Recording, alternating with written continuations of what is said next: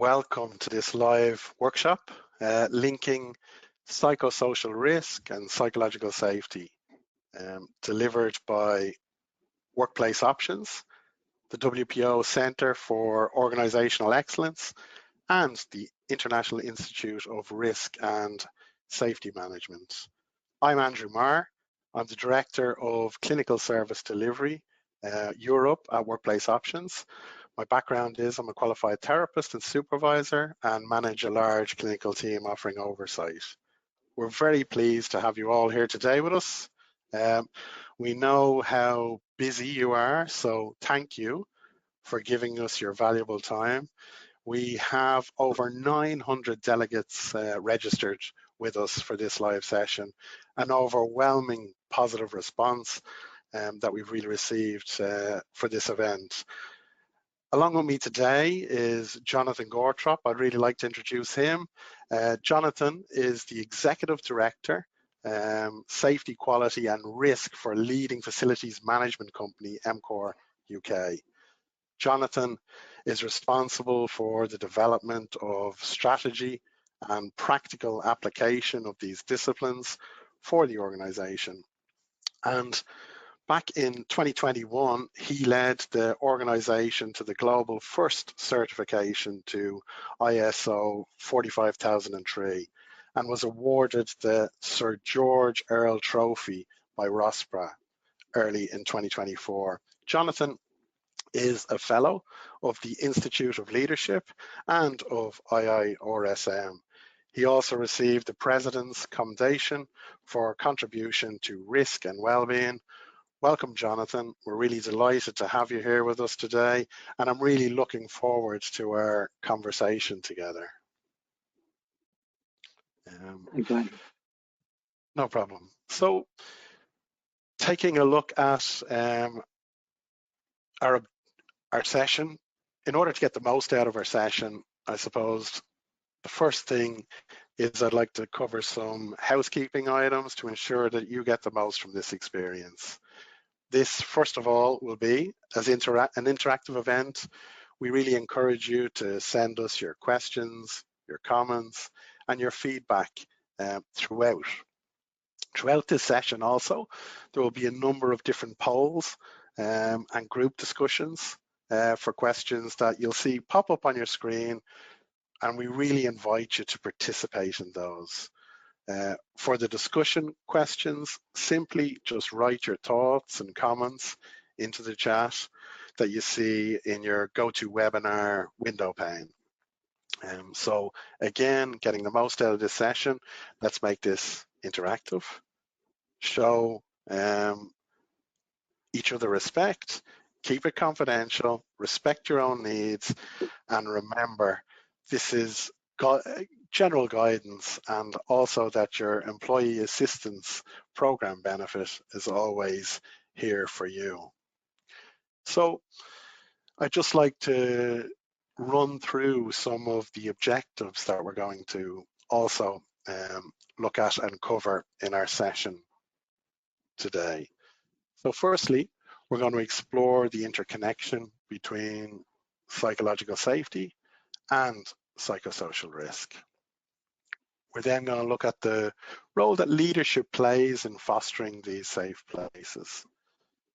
And then look at identifying risk factors that detract from psychological safety. So identifying the signs, whether they're behavioral, psychological, or physical changes that impact on the individual and the organization.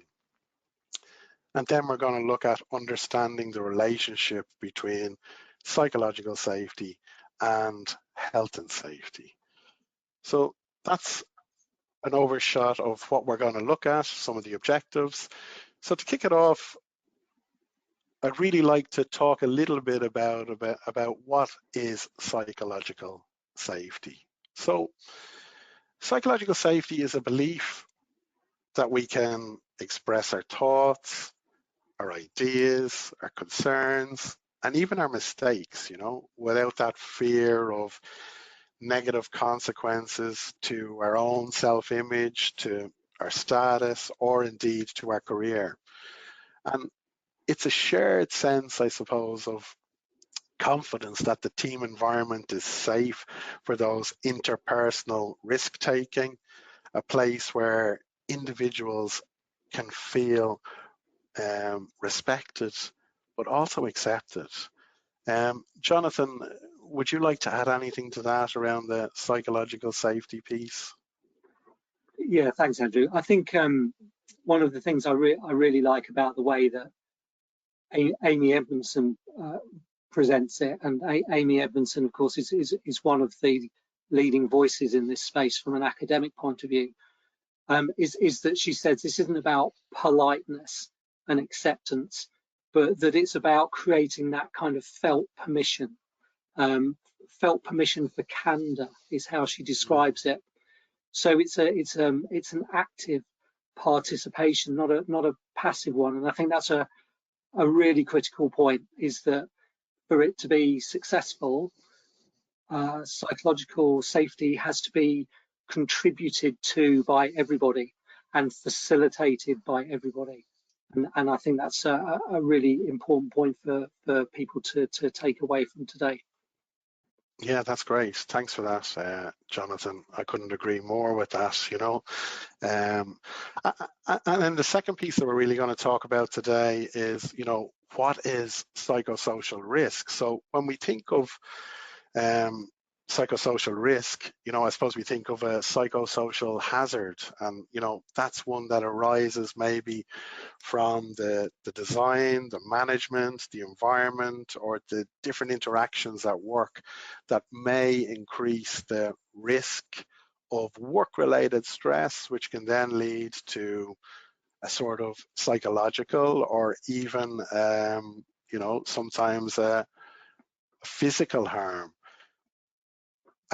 Psychosocial risk is therefore, I suppose, a risk to the health or safety of a person from one of these psychosocial hazards.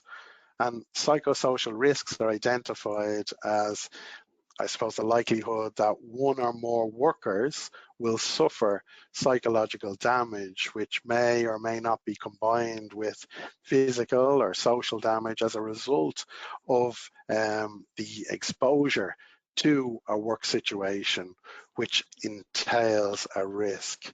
And I suppose this hazardous work situation may relate to the organization of the work, maybe the conditions, occupational health and safety, and the context of the work, maybe even those interpersonal relationships. And the risks can contribute then to the likes of, you know, aspects that I would work with personally, you know, stress, anxiety, depression, and burnout, and other mental health issues that can impact organizational performance.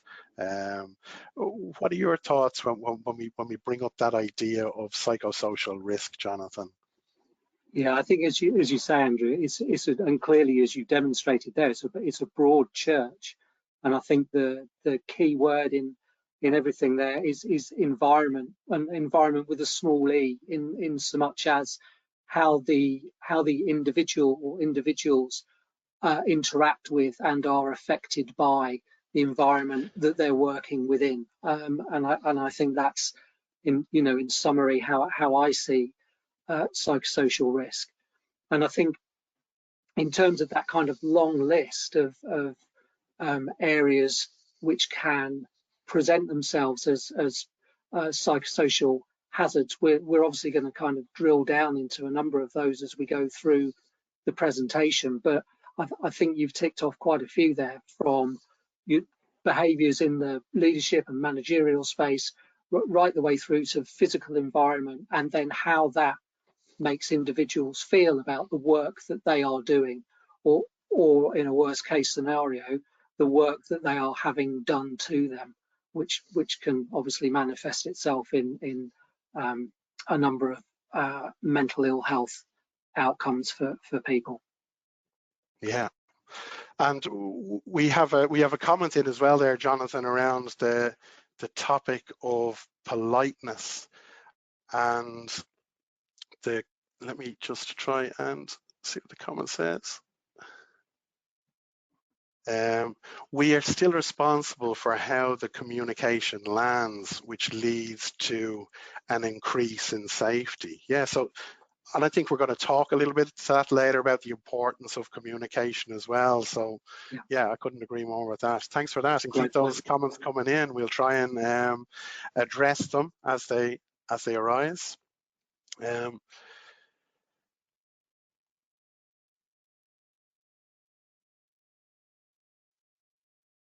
So understanding psychosocial risk.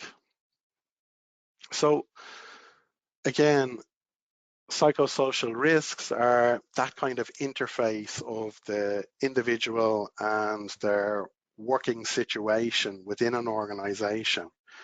And I think it's really important to make that connection between psychosocial risks and employee well-being.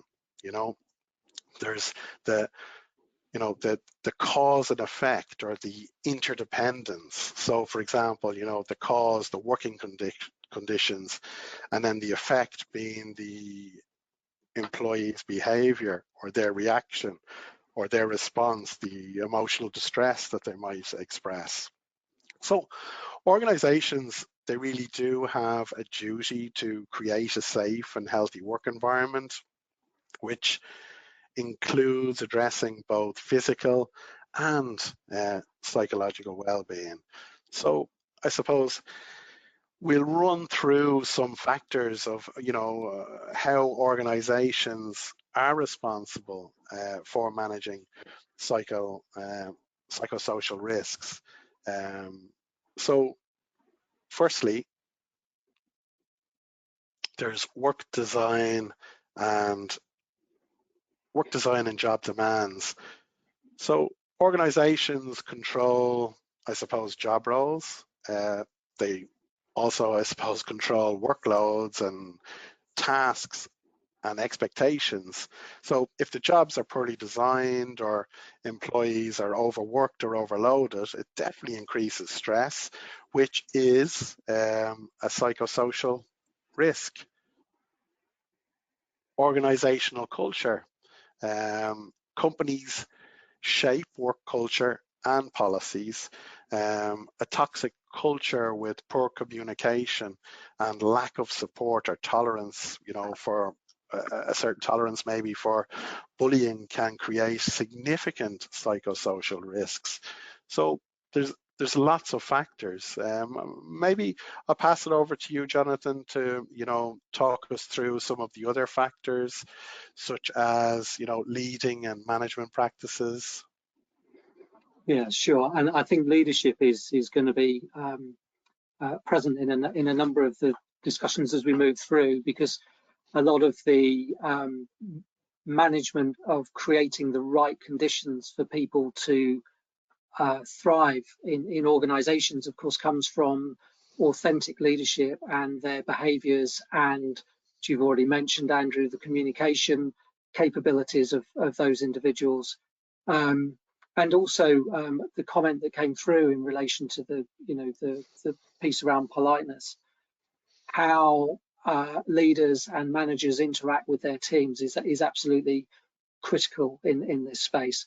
And I guess moving on to the next one, in terms of that ethical element of the duty and the role of someone in a management position, and I will use leadership and management interchangeably here, because anyone with responsibility for teams of people from 1 to 101 has these responsibilities, which are sort of innate as a leader of teams.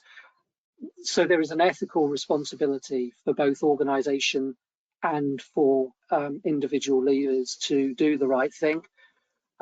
There's also, in certain countries, legal obligations which are hardwired and explicitly stated now in statute, and in other countries, the UK being one of them, where they are implied, in our case through the Health and Safety at Work Act, for example. And then, of course, we talk about employee well-being, and I'll say here in terms of my view of well-being, actually being an outcome of these activities. And again, a broad umbrella of a whole host of factors, but certainly an outcome of the inputs of behaving properly and leading properly and good communication, etc., etc.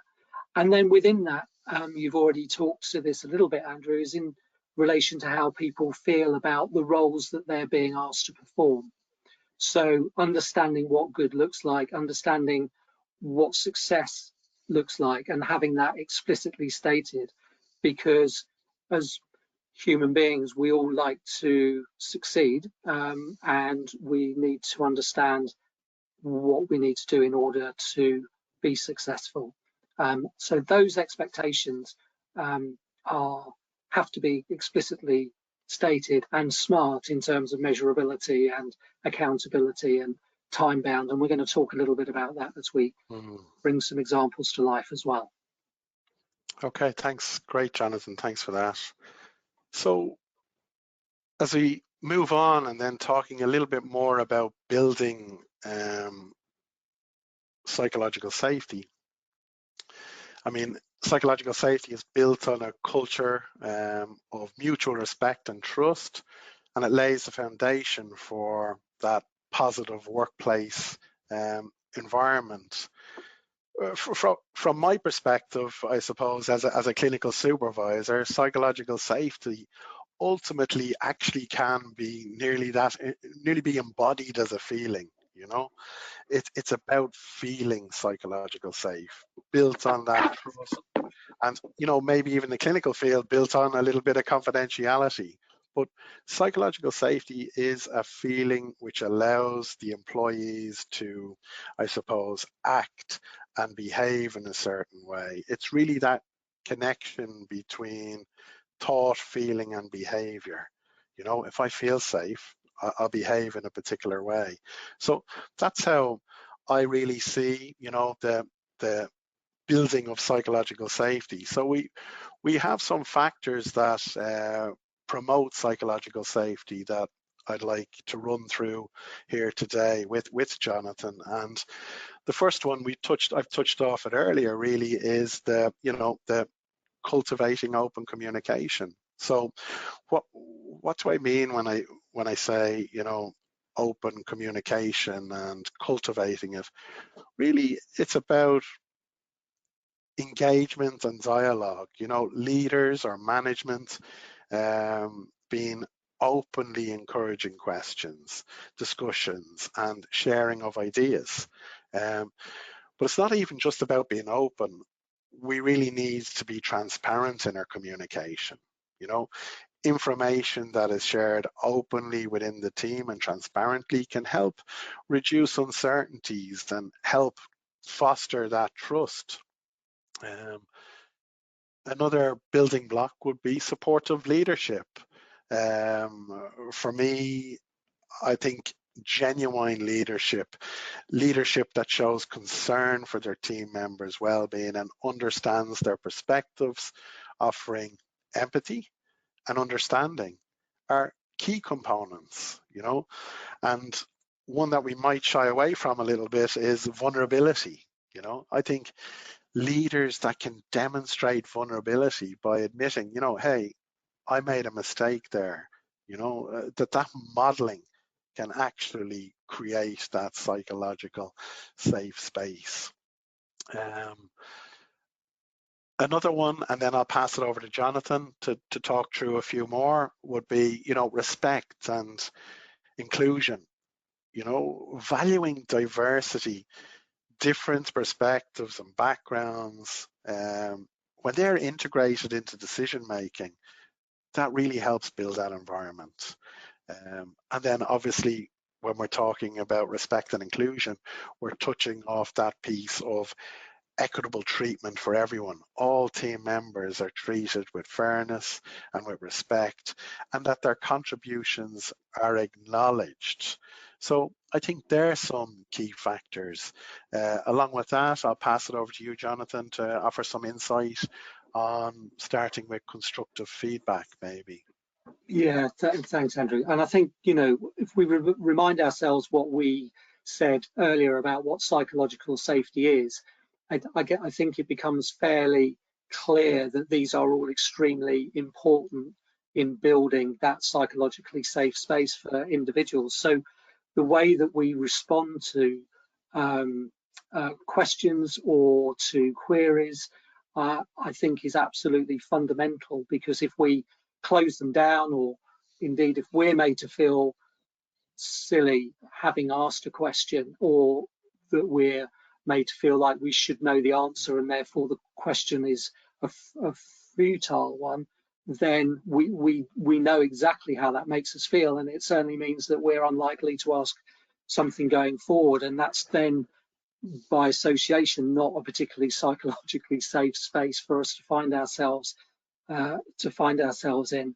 I think the next one is around how we understand everybody has a voice and everybody has the opportunity to contribute to a solution or to a conversation.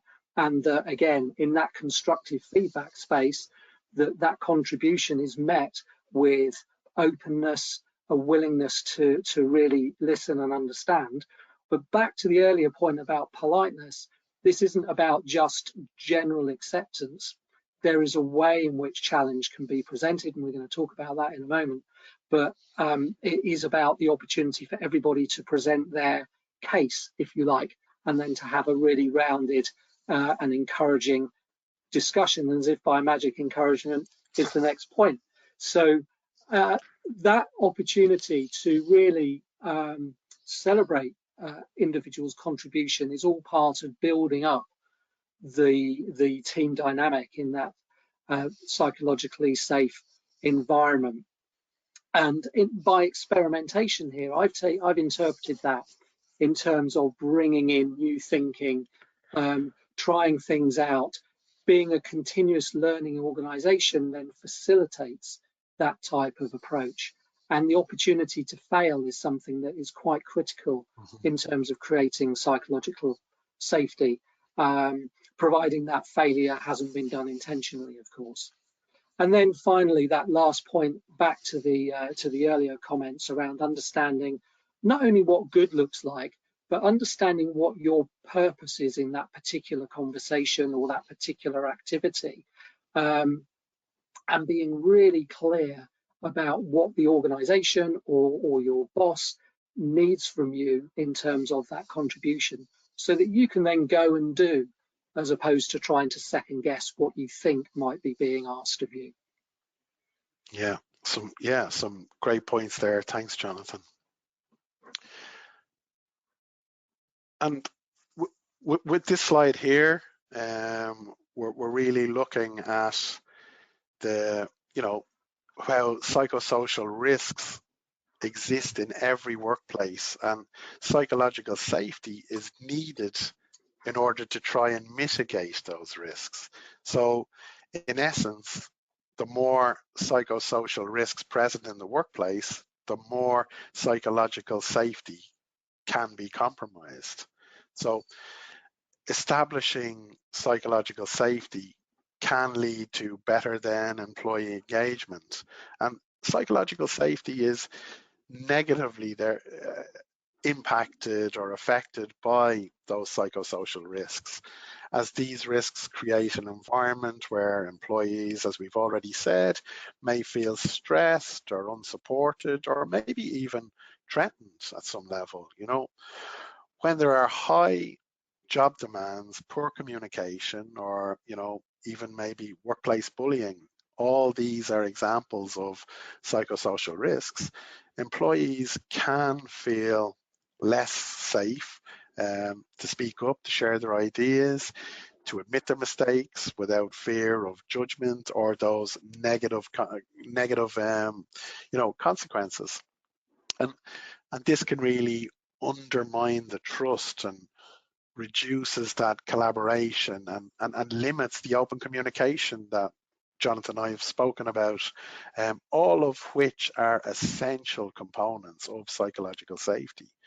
So inclusive leadership here has has a role, and it can really help create that psychological safety. So, Jonathan, if you could expand on that and the kind of the interconnection of how leadership fits into this particular piece, that would be great. Yeah, so I'm a massive fan of this Venn diagram. As simple as it might look, it really does capture quite a complex sort of interrelationship between these individual factors. I think in terms of the leadership element of this, that is the input, if you like. That strength in leadership. There's no ambiguity with it. It's got authenticity to it. It's backed up by organizational commitment to being a psychologically safe environment for people to exist in, and an environment where psychosocial risk factors are actively managed. All of those things are the inputs, and then, as we've said, well-being factors become the outputs of good work being done there. And I think the inclusive word is really important here, because inclusivity is on a bit of a continuum, really, from everything from, on the one hand, minorities in whatever form that might be, right the way through to majorities and all points in between. So when we're talking about inclusive leadership, we're talking about that entire continuum. And if we go back to the point made about feeling psychologically safe in a space, that has got to be applicable to everybody, because otherwise inclusivity just breaks down at that single point where it's not being affected. And it's tough stuff, and it is relentless in terms of the requirement to be that inclusive leader.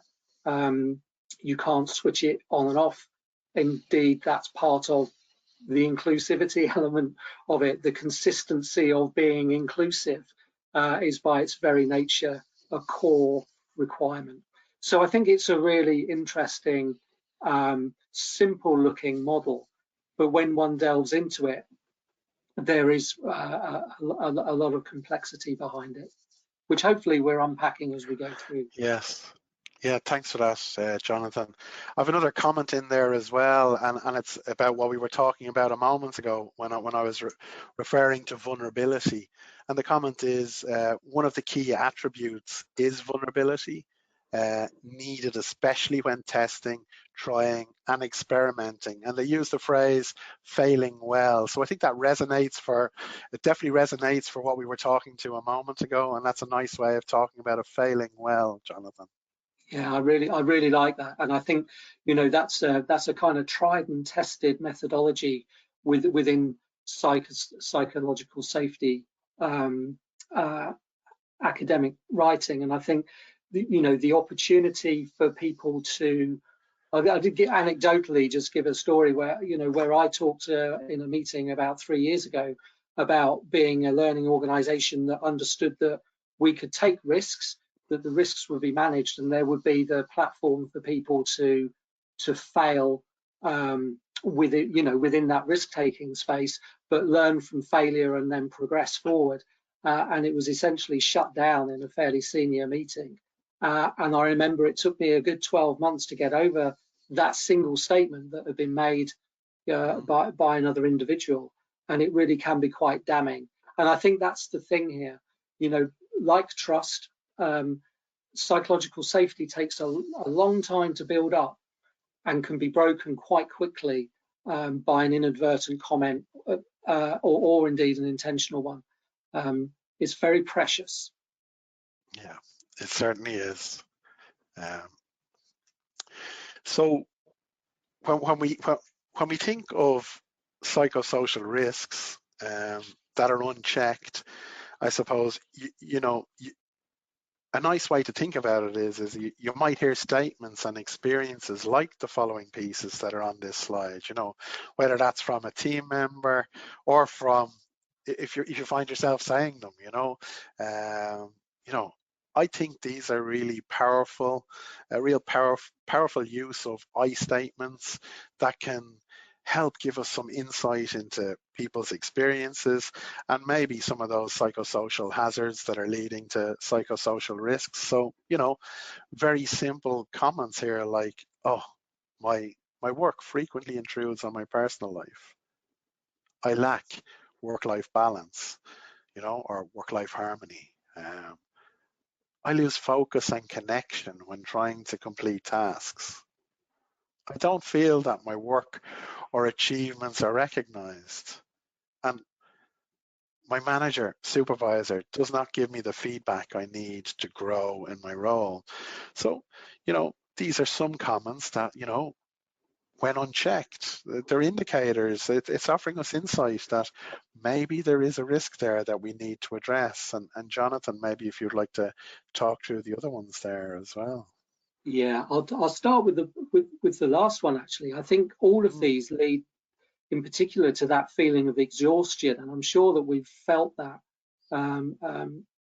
before. I know certainly I have, and I think a lot of this is driven, of course, because there's this just kind of gnawing away of how you're feeling about things, and you're trying to create your own scenarios about outcomes.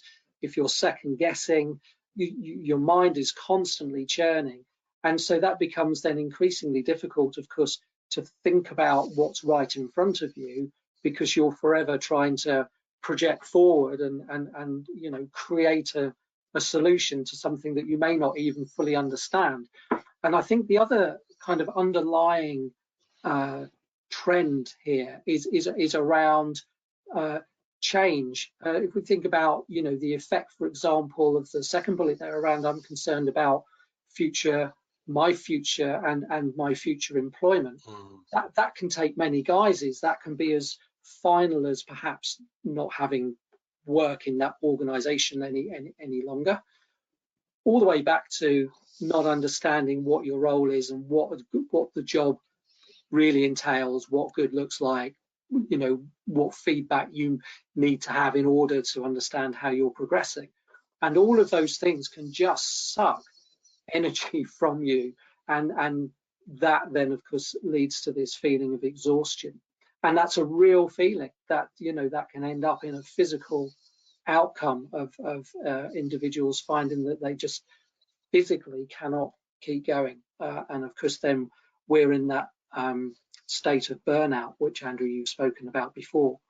And then of course there's this precursor to that, where some people find themselves in a state of what's being phrased now as rust out, which is essentially a bit like presenteeism, in as much as you are there, you're kind of existing as opposed to fulfilling. And I think there's a real difference there, and physically one can feel that difference.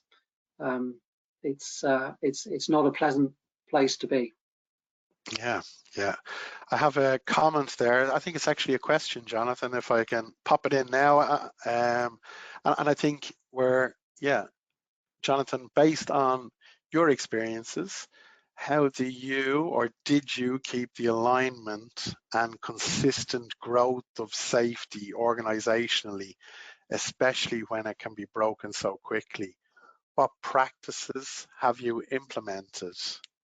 Gosh, I think that's a super question. I think the start point is to really unpack what we're doing here, which is to make in lay terms quite a complex series of factors understandable to the organization.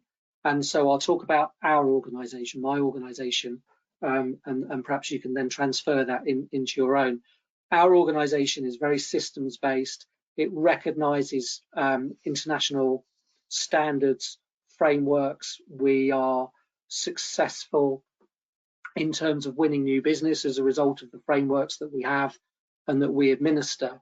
And so we made a conscious decision to go and adopt ISO 45003, which is an international standard in a framework written in a language that I knew our organization would understand.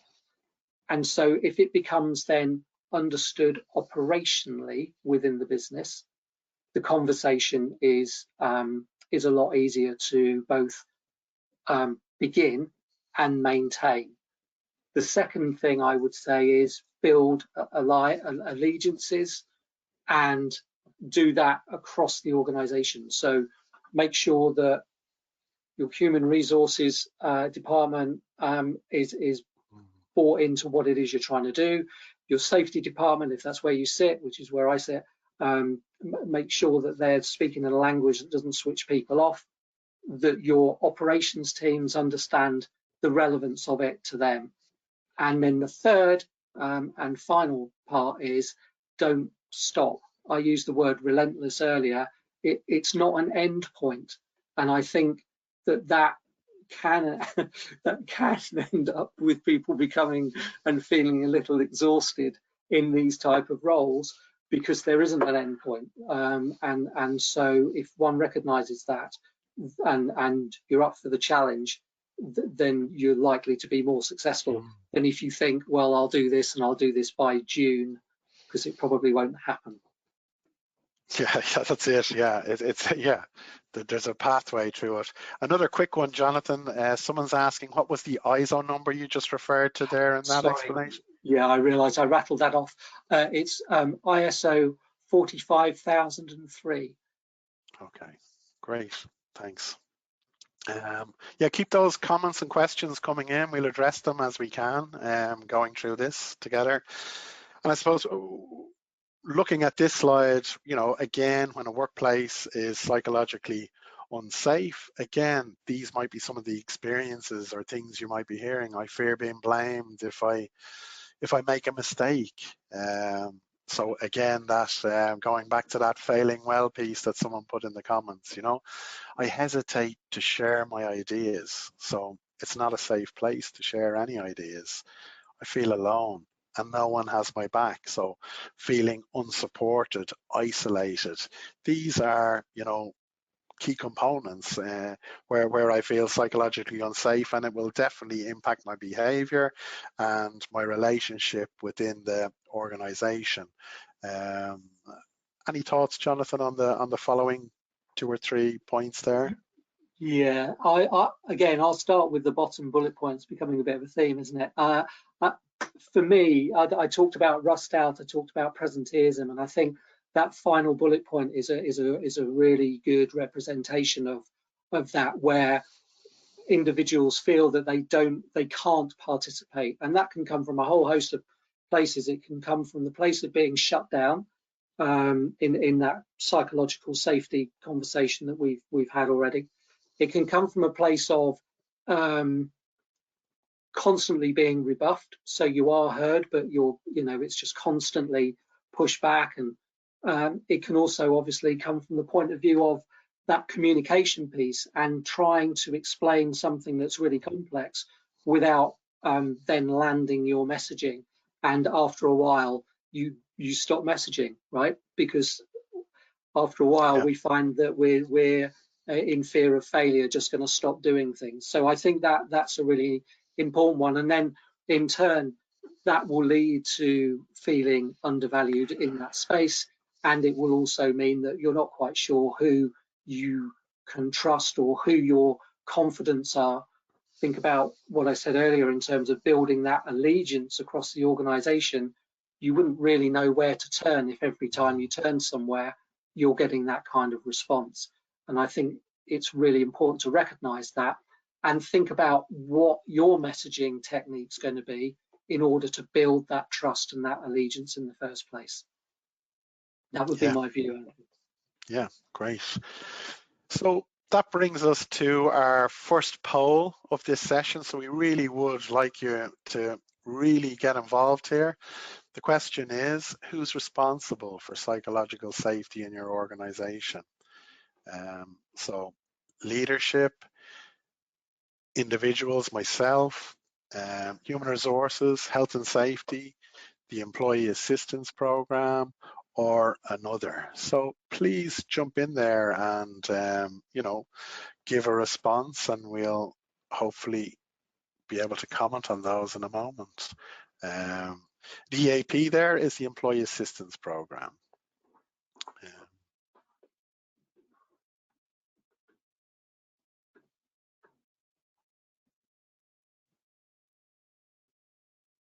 Just waiting on the results to share.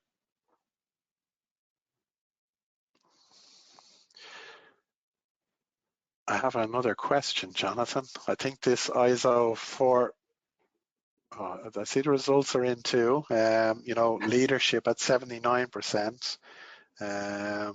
Yeah. Anything surprising you there, Jonathan, as we look at the poll results there? No, actually, I'm delighted. I think if I could have voted and I saw that I wasn't allowed to, I'd have probably gone in that order. I think that's fantastic to see leadership front and center, and also then individuals recognizing their responsibility in part of the, in part of the solution here. So that's really good.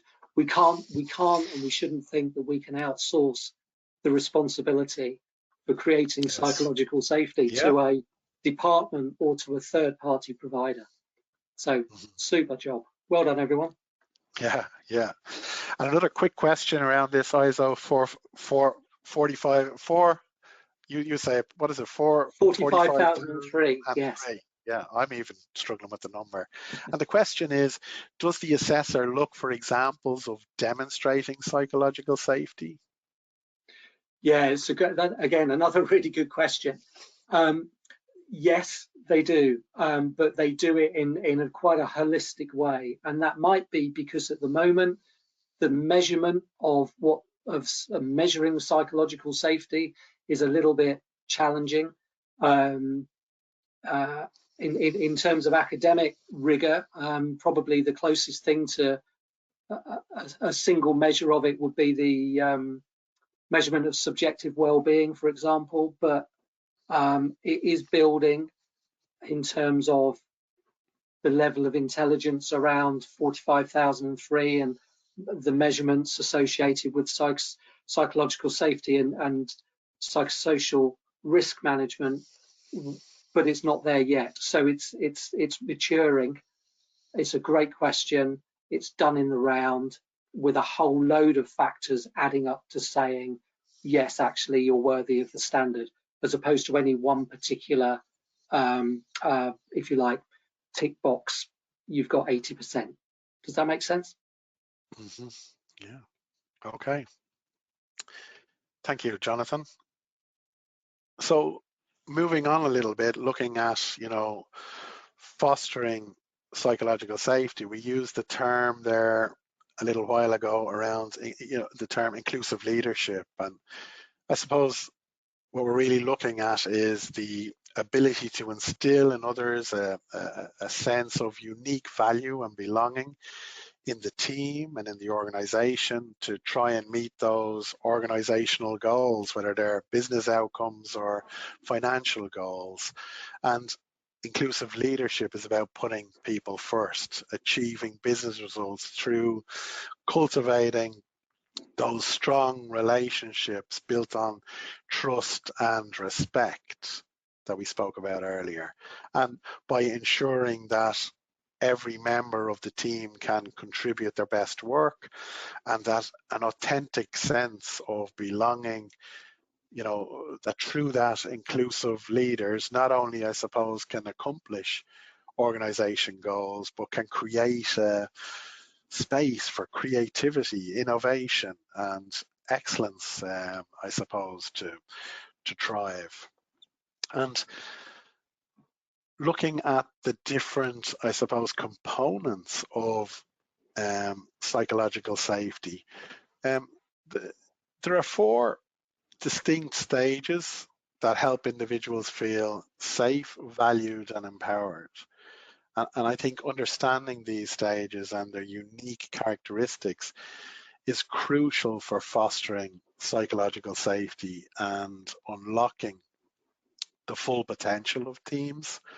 And the 4 stages of psychological safety framework developed by Timothy Clark really provides a helpful way to understand the progression of psychological safety within the team and the organization. And the thing about these stages is that the stages build upon one another. creating, I suppose, a more progressively and more secure environment. So let's break them down a little bit. So the first stage is called inclusion safety. And really what we're talking about there is, what we've already really talked about, and it's the foundation of psychological safety. And it focuses on creating an environment where individuals feel that sense of belonging, feel that sense of respect, and feel accepted. And by embracing these diverse perspectives, valuing each team member's contributions, and fostering this culture of inclusivity, organizations can therefore lay the groundwork for psychological safety. The second stage is learner safety. And learner safety promotes a growth mindset and a culture of continuous learning and development. So we're always looking for those growth edges.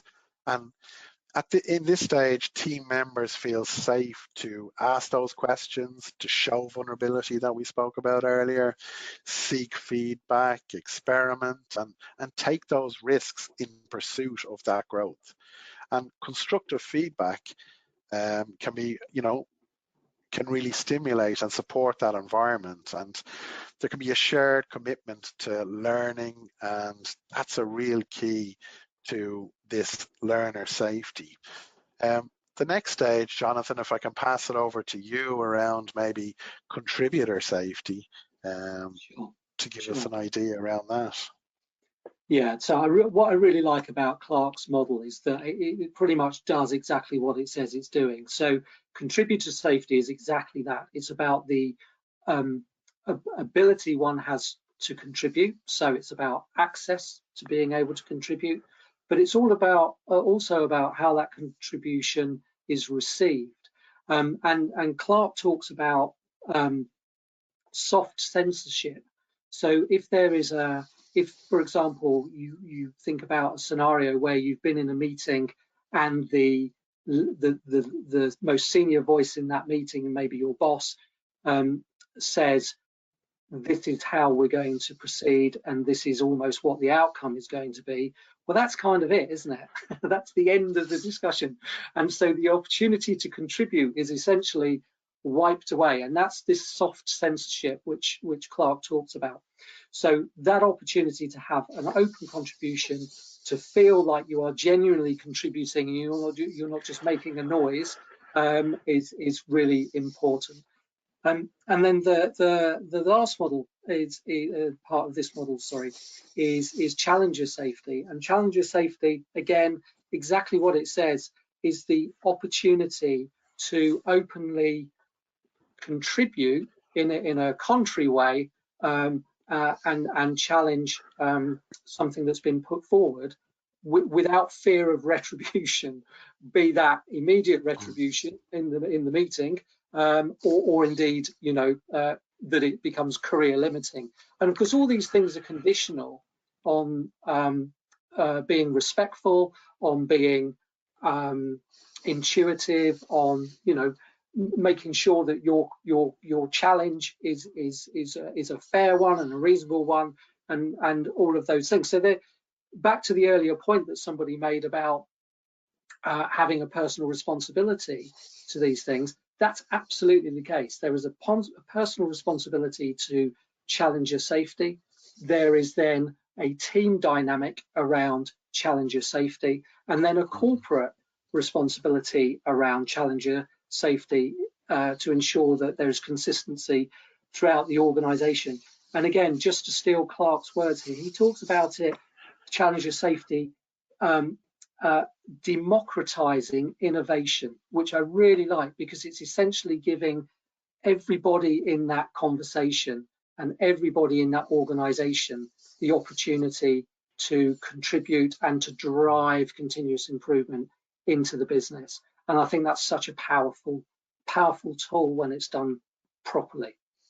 Yeah, great. So everyone having a voice, everyone being heard, everyone being listened to. Exactly that. Yeah, yeah. So with that, we're going to go to another poll. And again, yeah, let's see what your thoughts are on the following. Which component could your organization improve on as we look at Clark's model there of inclusion safety, learner safety, contributor safety, challenger safety, or maybe is it all of the above? So great to see what your thoughts or feelings are around that. We just wait for those results to come in. Let's see, be interesting.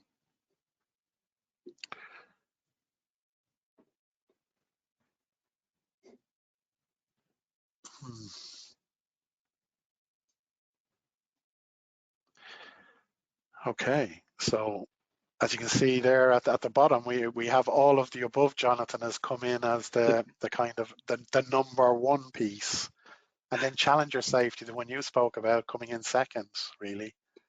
Yeah, I guess I'm not surprised about all of the above. I think if we're all honest, there's areas that we could all improve on. Yeah. It's interesting, challenger safety. I think probably that is the most challenging, no pun intended, because it is a lot of new thinking in that space. Because quite often in a lot of meetings, people already know the answer before they've asked the question, and that's back to that framing both the meeting and the question in such a way that invites the opportunity to contribute, to challenge, to say, well, how about this, as opposed to almost presenting it as a fait accompli. And I think if we're honest, you know, we've all got we could all probably cite times when we've been guilty of that, certainly. Yeah.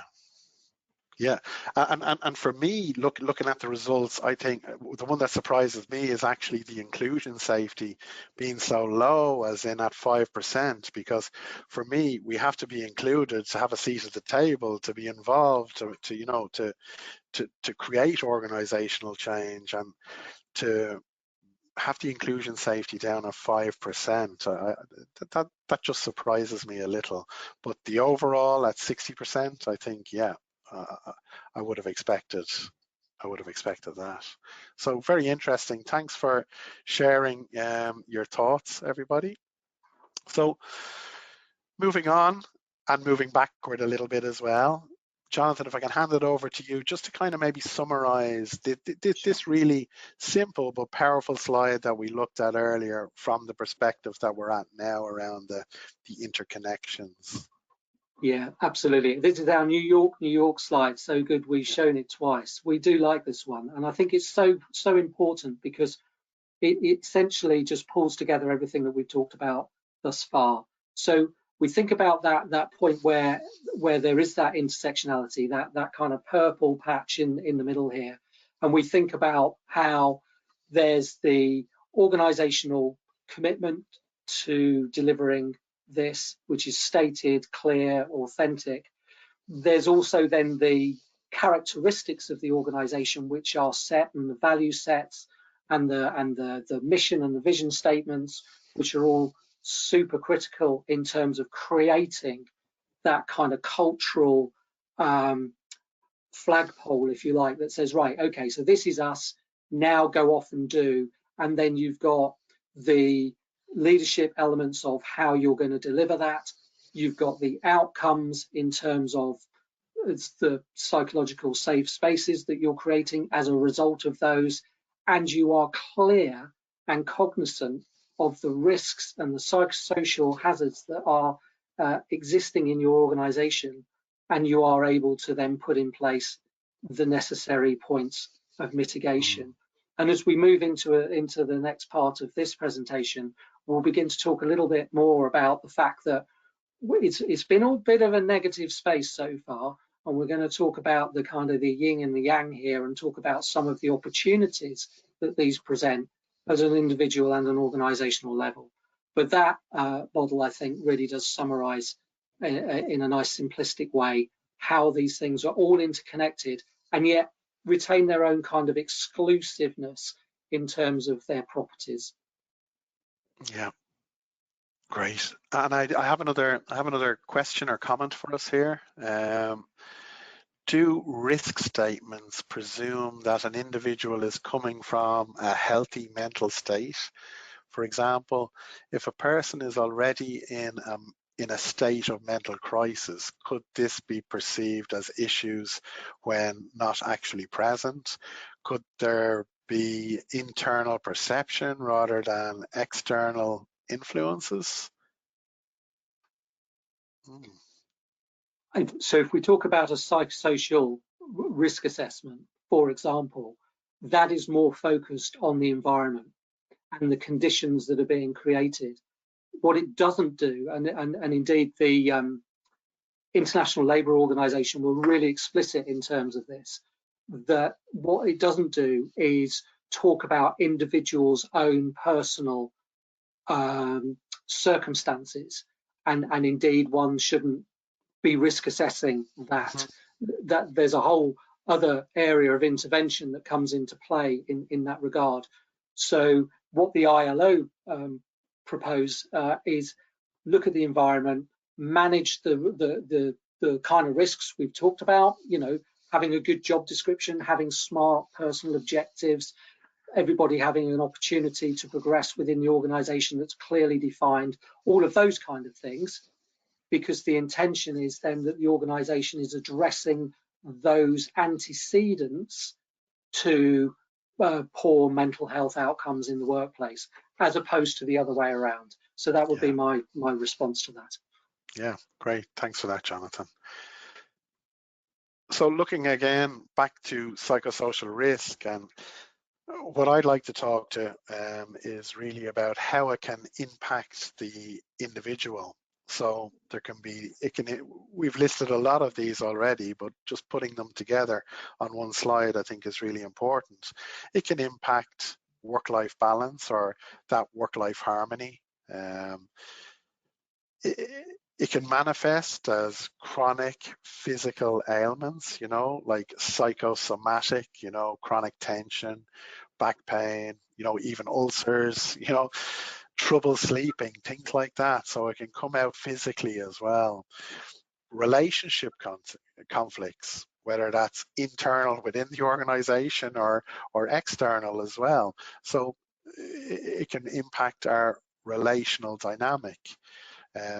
Obviously then, I mean, anxiety and stress are a huge part of psychosocial risk and can impact the individual in that way, in how they respond to the risks and to the hazards. Absenteeism and presenteeism, you know, having to call off, or the other, you know, presenting for work when I'm really not in a fit state to carry out my duty, especially if that's a safety critical role as well. Harassment, discrimination, and bullying. A desire to harm myself, others, or even in the workplace. So there could even be a sense of hopelessness, caught in negative thoughts, you know, thoughts of, are things going to get any better, you know? So there could even be, you know, suicidal ideation here. Also, medical concerns, you know, like, you know, touching into depression. There could be accidents at work, lack of concentration, lack of focus, accidents, and then as well, burnout. And I think burnout's a big one within the psychosocial risk to the individual. Again, that can be, we touched on it, behavioral, a lack of interest in work, apprehension towards my responsibilities, maybe even a lack of professionalism, but it can be somatic, like I spoke about earlier around the physical ailments, but it can also be emotional. You know, there can be a sense of sadness, a sense of hopelessness, a sense of, you know, self-deprecation, cynicism, anxiety, and there can even be cognitive pieces to this, problems with the concentration and alertness, memory problems, learning difficulties. So burnout is probably one of the bigger ones for me there, because it bleeds into a lot of the other pieces there. And finally, maybe some maladaptive behaviors like addiction, taking one drink too many, or even that workaholic, not being able to switch off when I go home, again, touching back into that work-life balance. So there's so many different impacts that these psychosocial risks can have on the individual. And it's a real, nearly a cocktail. Everyone, can experience different things. But then going beyond the individual, Jonathan, if we were to look at then as well the organizational impact psychosocial risk has at the organizational level, if you'd like to offer some insight around that. Yeah, sure. So again, if we look at each column in order here, we can think about, if the physical column, there are a number of outcomes there. So people moving from, being at work in that presenteeism space and then moving into taking leave of absence, which can manifest itself in sick leave or stress-related absence, of course. And then also, interestingly, those second two bullets are interconnected in some way, in as much as fatigue can lead to, physical accident, and physical accident then can result in, longer term chronic fatigue-related illness. So, all of those things are interconnected. Then in the relationship column, we think about tension and conflict. Of course, it's good to have some tension. I mean, that's almost part of that challenger space in the psychological safety conversation. However, there is a level of tension which is healthy tension, and there is then a level of tension which results in that conflict arena.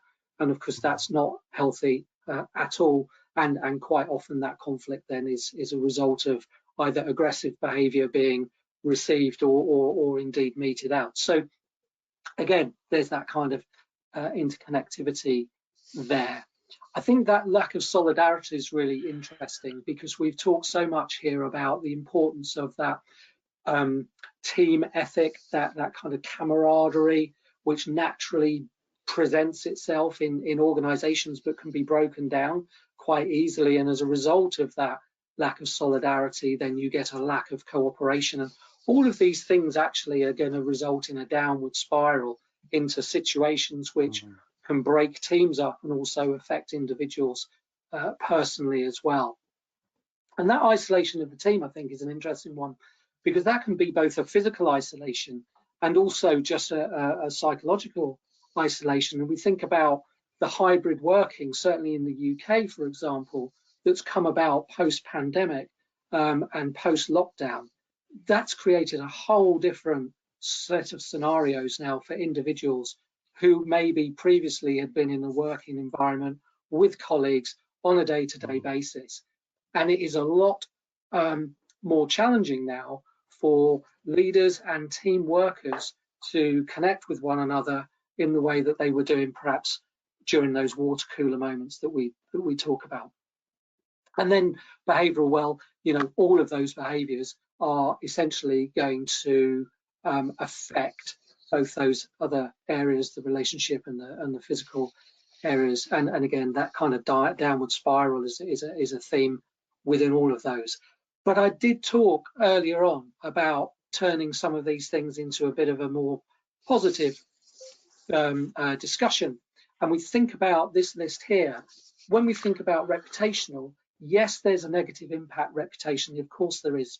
Nobody, for example, wants to go and work for an organization that is appearing on Glassdoor or indeed other social media feedback platforms for the workplace that has got a poor reputation for looking after its teams.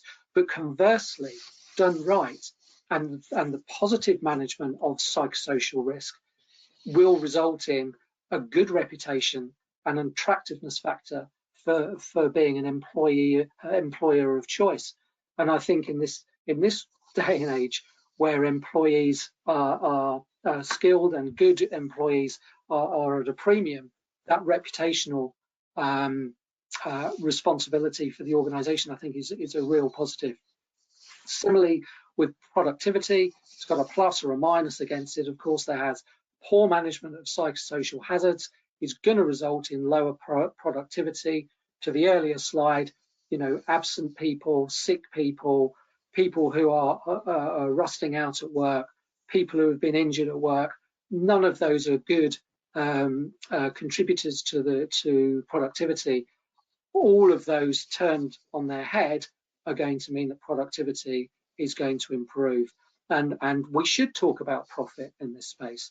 We are organizationally here to deliver two things. One is our social impact, and one is our profitability to shareholders. So we've got to talk about it, but focus on it as an outcome of doing all of these things really, really well, as opposed to it being the only thing, because doing all of these things really, really well will result in strong profitability.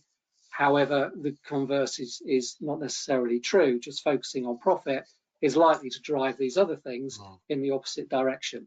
By the way, that's my opinion, and I'm sure there may be others who might argue with what I've just said, but that's what I think.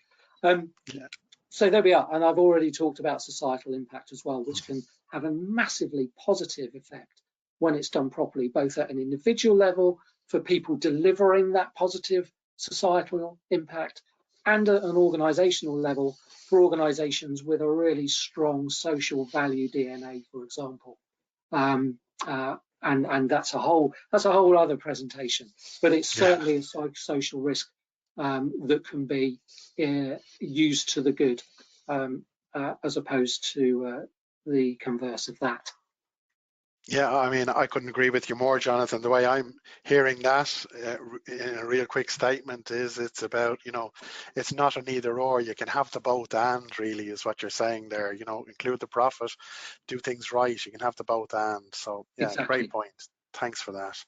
So we've got another poll that we'd like you to take part in. And the question is, what level of maturity is your organization in terms of psychological safety? So psychological safety is a core part of our organization. We've started to implement a psychological safety plan. We haven't begun to make a psychological safety plan. So what are your thoughts?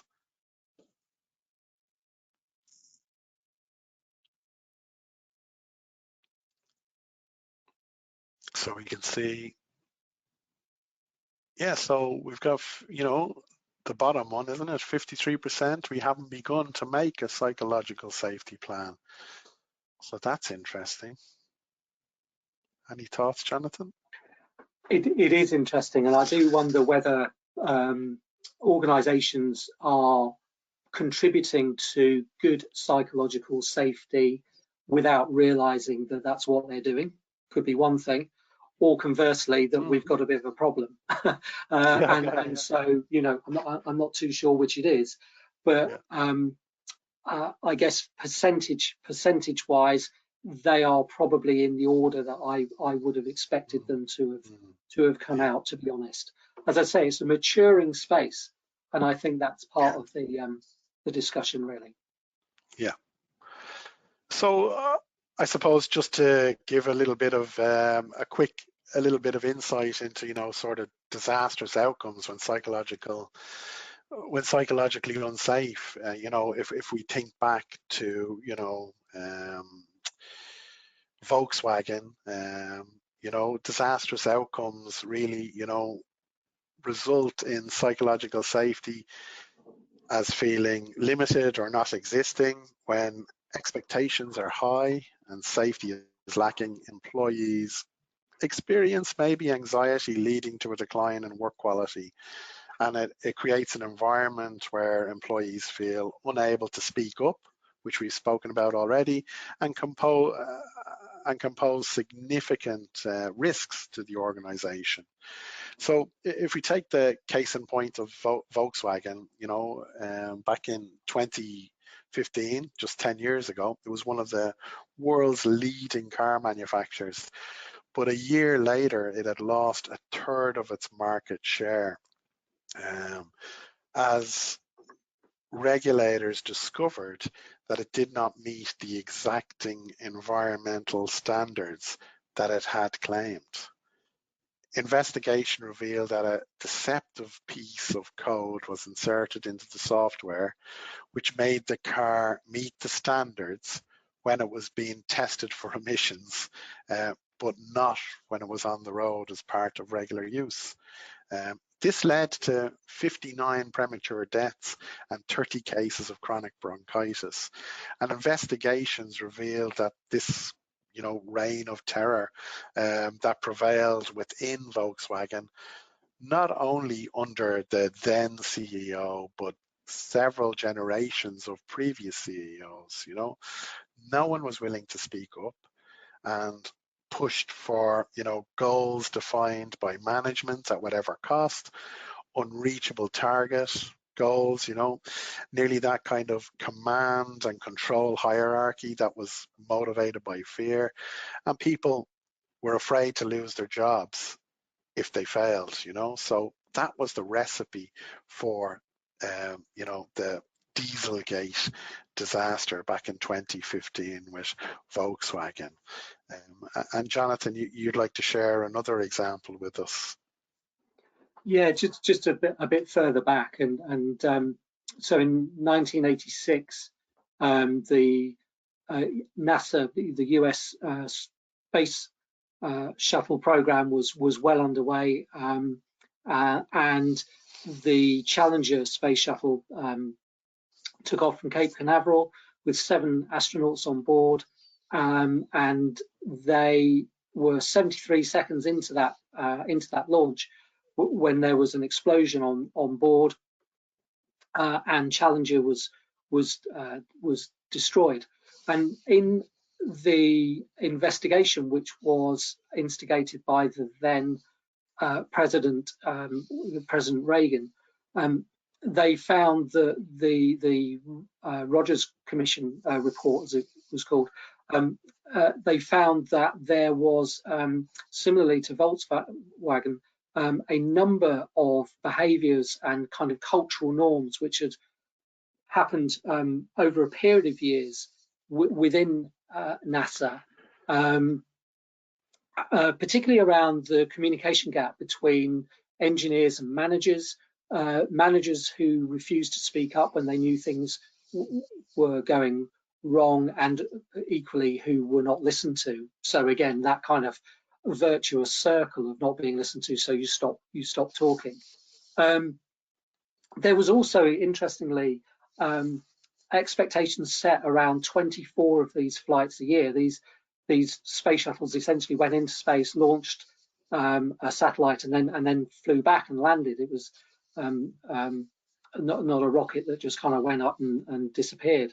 And so those expectations were considered to be extreme, and that number of 24 was extreme. It wasn't funded properly. There were shortcuts taken in terms of safety and quality management. So you had a time effect as well.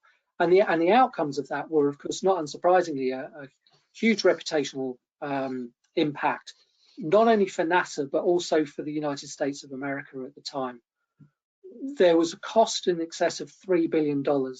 And I say this was 1986. So in today's terms, I'm sure that runs into hundreds of billions of dollars.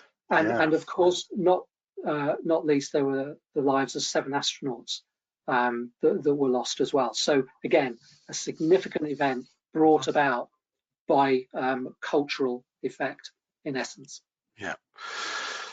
And Jonathan, if you could run us through this slide, and then, before we wrap up, then we're going to look at some of our research, and so we're going to talk about that.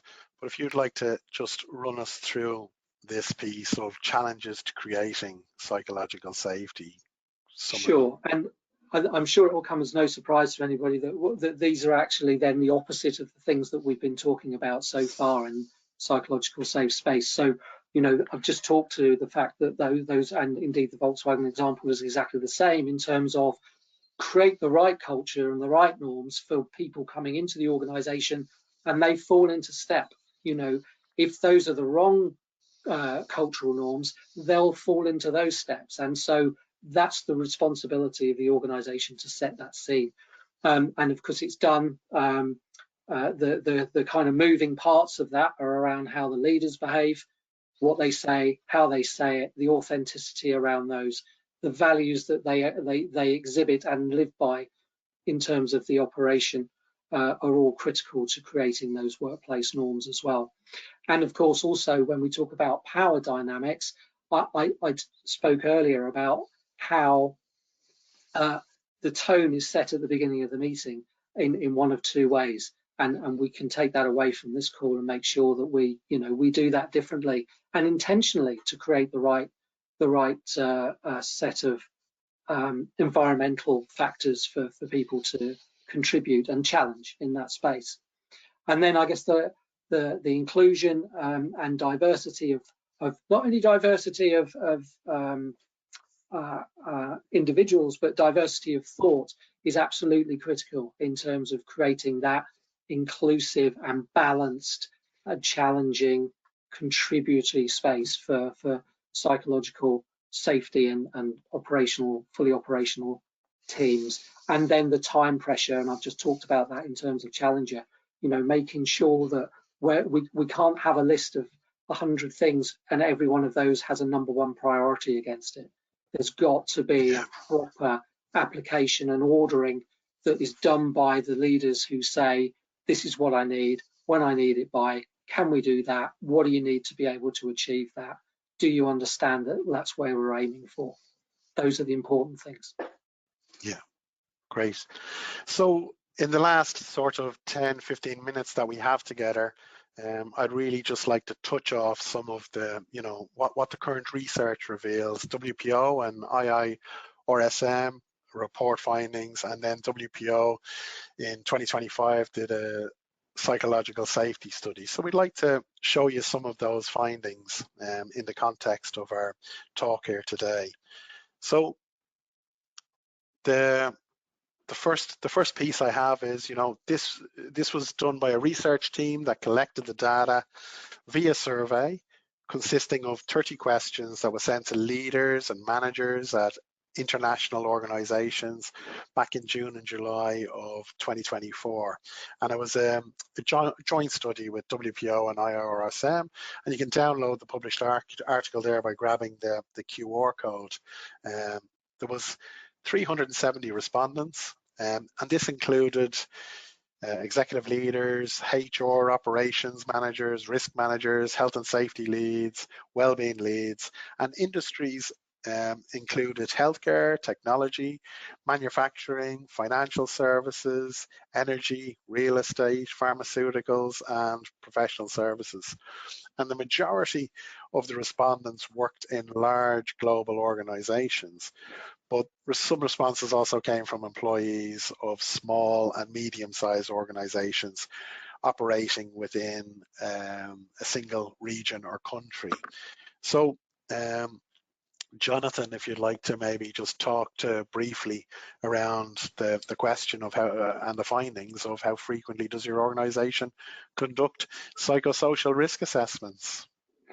Yeah, I think this is interesting, and probably not a million miles away from some of the responses we've had on the presentations today. I mean, we can kind of aggregate the first two scores really and say not sure and never, add them together. You've got 60% there of respondents, which was not dissimilar to what you guys were telling us as well.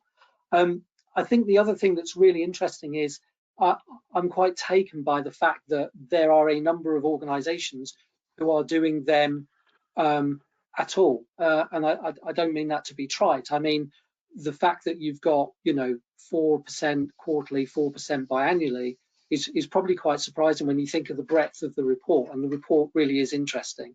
And not unsurprisingly, of course, there is a requirement to carry out the psychosocial risk assessments to understand, what needs to be done. And for those who've just listened to the last hour and 15 minutes, absolutely, that's what we've been talking about. So the report is superb and really insightful in that regard. Yeah. And then WPO, completed a study about workplace concerns in relation to psychological safety on a global perspective, and that was done over the past 2 years.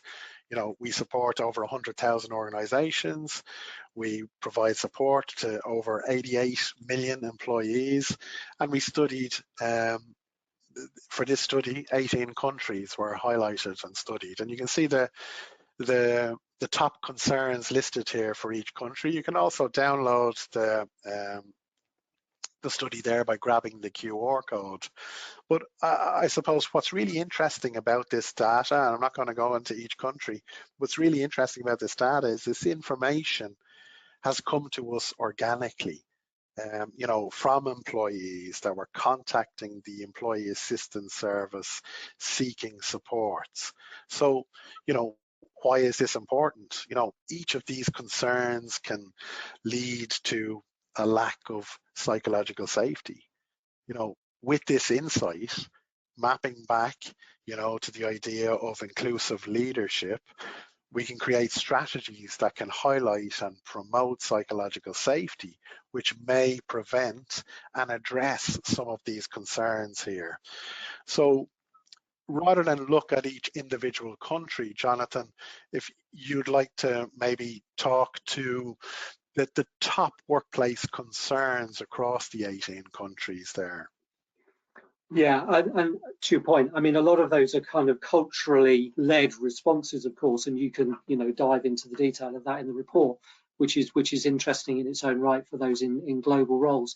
But I think the general themes are around these. If we look at these top four, we'll go into those in a bit more detail in a moment. But you've certainly got, job performance, and that can be how do I know I'm doing well? Of course, it could be interpreted as that, and capability in order to be able to do that. But I think the second one is really interesting in terms of work-life balance, because a number of the respondents didn't talk about work-life balance. So those that did had it really high up in terms of their 1, 2, 3, and I think that's particularly interesting. If we go into the next slide, we can see here then further breakdown against those four areas. And Andrew, I think you were going to pick up, it's certainly around that job performance piece and the work-life balance element of it. Yeah, so it's cited in 66% of the time as a workplace concern within the report, and the anxiety about meeting performance expectations, those unclear goals, as we said, as you see here on the slide, overwhelming workloads, or shifting those organizational priorities. Work-life balance, I myself, I've moved away from that idea of work-life balance, and I think it's more about work-life harmony, because balance suggests I'm taking from one and giving to the other, and I have to compromise, whereas harmony is really about integrating. And I think that's something that has come out to the fore lately, and leads to stress, burnout, disengagement, and it was reported as a top concern in 11 out of 18 of the countries, so 61% of the countries. And Jonathan, if you'd like to talk to the last two on this slide. Sure, and I've talked a lot about that managerial space and that leadership space, and you may recall I said I was going to use those terms interchangeably, and I think this is exactly a case in point, where you've got someone reporting into somebody else and there's tension in that relationship. So it's absolutely essential that we get to know our teams and work with our teams and support and empower our teams in all the way that we've talked about.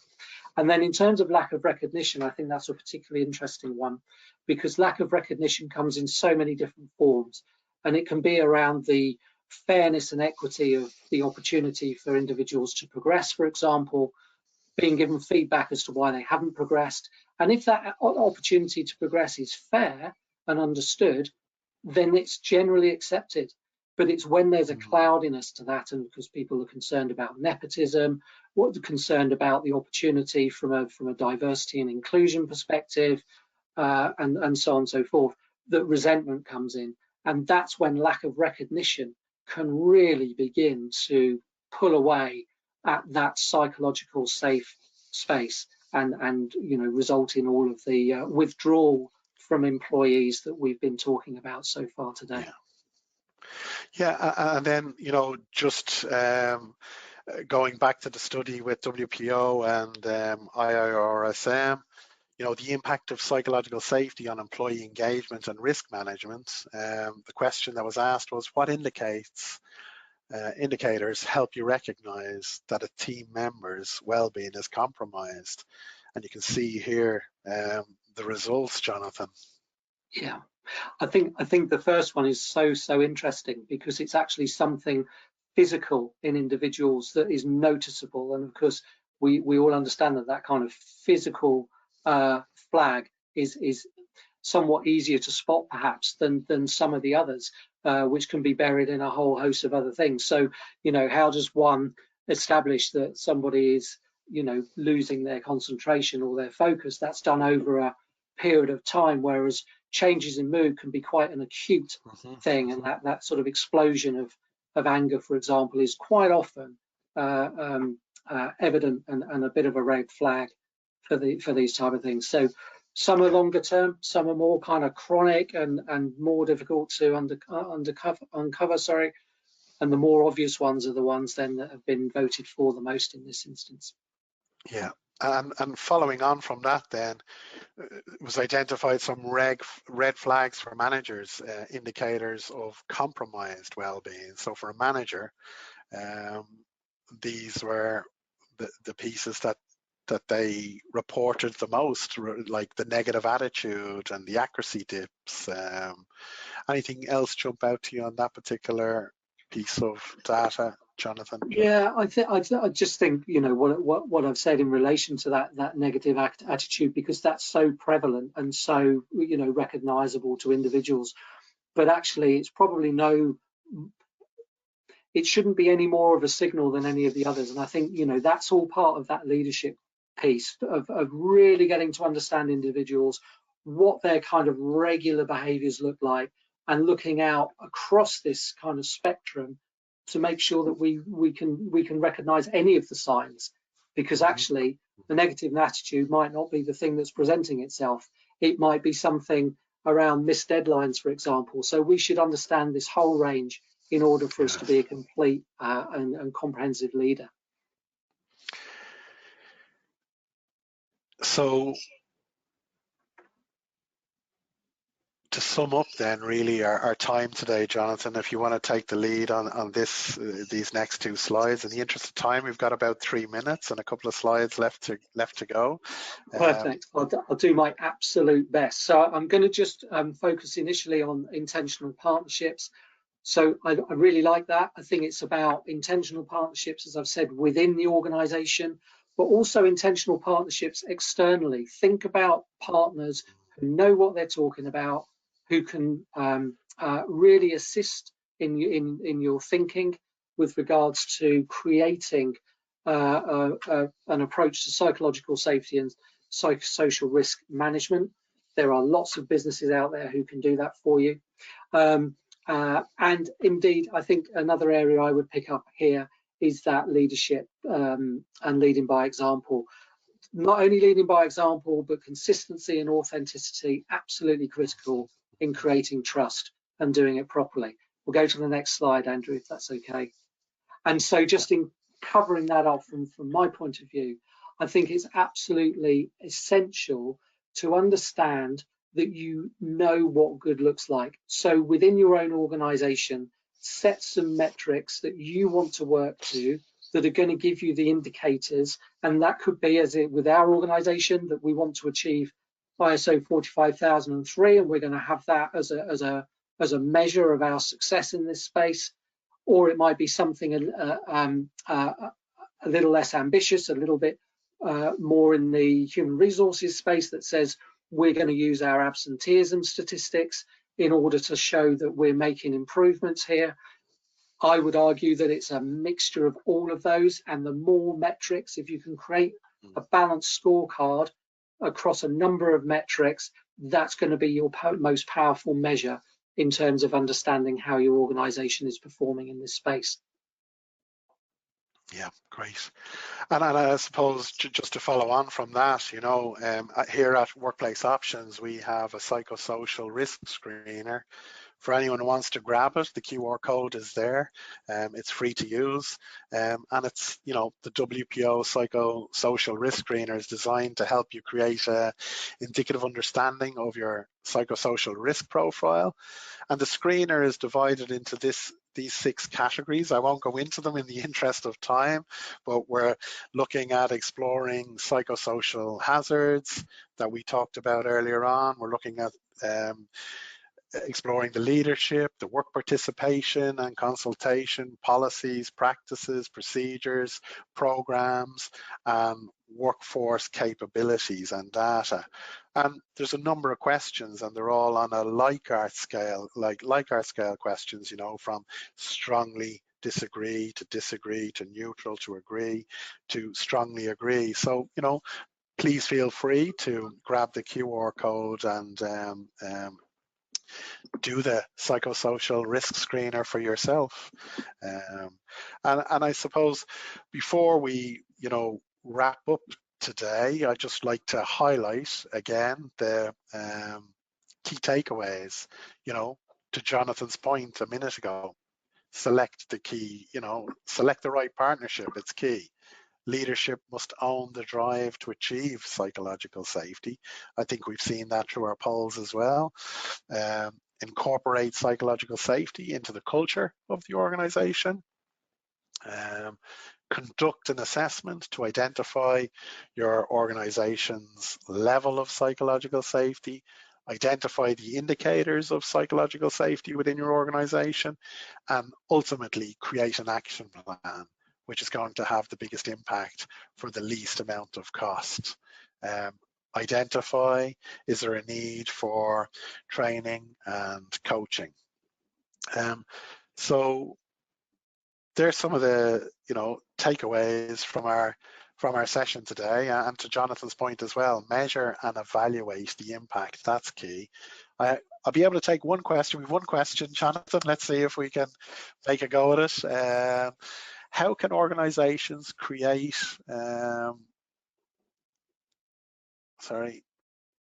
create a psychological safe environment that supports neurodiverse individuals such as those with rejection sensitivity disorder? Wow, that's, yeah. Yeah, thank you. Very specific, yeah. It is, and I think, you know, in terms of creating that, I think the organisation needs to be intentional and really explicit about what they are doing in relation to creating the necessary environment for neurodiversity. There has to be a level of intelligence within the organisation that enables them to do that. And if there isn't, think about that intentional partnering and go and find organisations that can assist you with creating the necessary conditions to enable everybody to thrive in that organisation. And I think certainly I can't think of many, if any, organisations who have that absolute breadth that is required. So those external specialist intentional partnerships are absolutely critical in helping create and curate that necessary model. Yeah, that's great. And I mean, that's it. You don't have to be the expert yourself. It's bringing those partnerships 100%. Thanks for that, Jonathan. For those questions that we may not have answered today, we will definitely follow up with everyone directly by email and answer those questions for you. So with that in mind, I suppose I'd like to really thank you, Jonathan, you know, for your insightful delivery and responses today. It was great to work with you and to hear your message. And, you know, Thanks to everyone who attended the live session today. To everyone that's attended, we'll give a digital certificate of participation of this training. That will come directly to your email. Everyone who attended the live session will also receive a link to the recording, and that will be shared directly after the event as well. But give us a day or two to get those certificates out to you. You'll also receive a survey shortly asking you to provide us with feedback for this session, and we greatly appreciate you filling that out and sharing it with us. Once again, thanks to everyone. Thanks to you, Jonathan. It was a pleasure.